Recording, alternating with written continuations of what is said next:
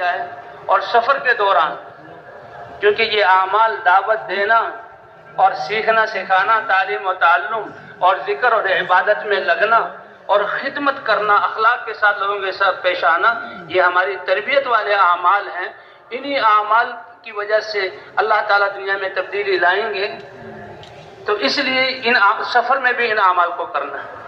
ہم الگ ہو کر نہ بیٹھیں، بلکہ ہمارا بس میں یا گاڑی میں بیٹھنا لوگوں سے مل جل کر ہو۔ یہ ہمارا لوگوں سے اختلاط والا کام ہے، یا لوگوں سے ملنا ہے، ان کو یہ پیغام پہنچانا ہے، یا جو ساتھی دو بیٹھ اور چڑھتے ہوئے اترتے ہوئے بیٹھتے ہوئے بھئی لوگوں کے ساتھ اخلاق کا برتنا، کہ یہ حضور یہ نسبت کہ یہ اکرام مسلم اللہ کا بندہ ہونے کی وجہ سے، مسلمان ہونے کی وجہ سے، حضور کی امت میں ہونے کی وجہ سے اس کا اکرام کرنا، اللہ کی نسبت پر جو عمل ہوگا وہ بہت قیمتی ہوگا، اور قیامت میں اللہ اپنی شان کے مطابق اس کا اجر عطا فرمائیں گے۔ حدیث میں ہے کہ ایک مسلمان اپنے دوسرے مسلمان بھائی کو ملنے کے لیے بہت عرصہ ہوا ہے، میرا مسلمان بھائی ہے، اللہ راضی ہوں گے، چلو میں اس سے ملنے جاتا ہوں تاکہ وہ ملاقات سے خوش ہو جائے، کچھ حال احوال پوچھ لیے جائیں، کچھ اس کی مدد کر دوں۔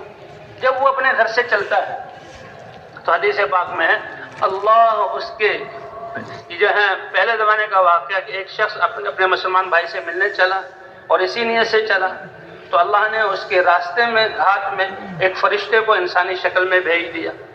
اب یہ مسلمان جب اس کے پاس سے گزرا تو اس نے انسانی شکل والے بھائی کہاں جا رہے ہو؟ اپنے مسلمان بھائی سے ملنے جا رہا ہوں۔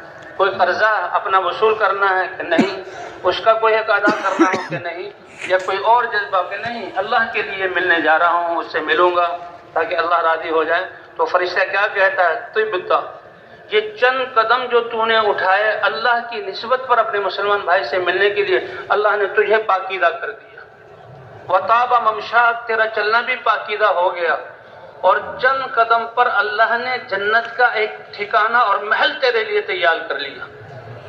دنیا کے 120 گز اور 500 گز اور 1000 گز کے جہاں مکانات بنانے میں دنیا پوری زندگی کا سرمایہ خرچ ہو جاتا ہے، اور اللہ کے نسبت پر یہ اعمال اتنے بڑے ہیں کہ اللہ نے تیرے اس ملنے کی جانے ابھی پہنچا نہیں، چلنے کے سے جنت کا ٹھکانہ اللہ نے بنا دیا۔ اس لیے بھائی مسلمانوں کے ساتھ مل جل کر بیٹھنا اور ان کو بٹھانا، اخلاق سے جو ہے پیش آنا، اور جب سفر شروع ہو تو اللہ کے راستے سفر میں بھی یہ اعمال کرنے۔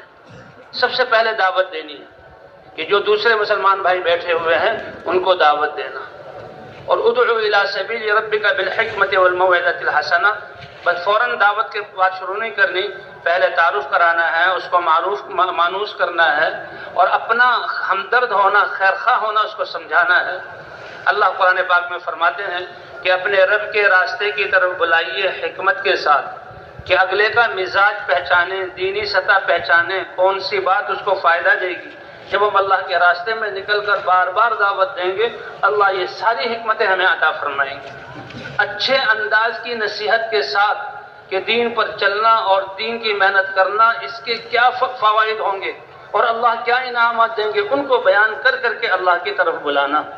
ہاں، اللہ خود جو رب العالمین ہیں، بادشاہوں کے بادشاہ ہیں، ساری کائنات کے مالک ہیں، وہ قرآن پاک میں ہمیں احکام دیتے ہیں تو فضائل کے ساتھ۔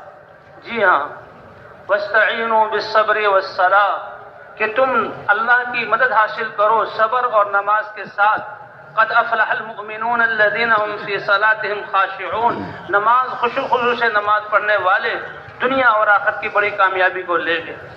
تو اس لیے ہم نے فضائل کے ساتھ تو جب اس سے جہاں سلام کریں اور بات کریں، اور بات بھی کیا نام ہے، کہاں سے آئے ہو، 2-3 باتوں میں پتہ لگ جائے گا کہ اس کی دینی سطح کیا ہے، اور پھر یہ بھی پوچھ لیا جائے کتنا سفر ان کا ہمارے ساتھ ہے، آدھا گھنٹہ ہے، پورا گھنٹہ ہے، 10 منٹ ہے۔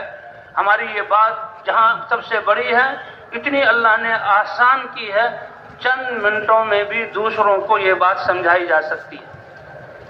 اذان، یہ اذان کے کلمات، یہ پوری دعوت ہے۔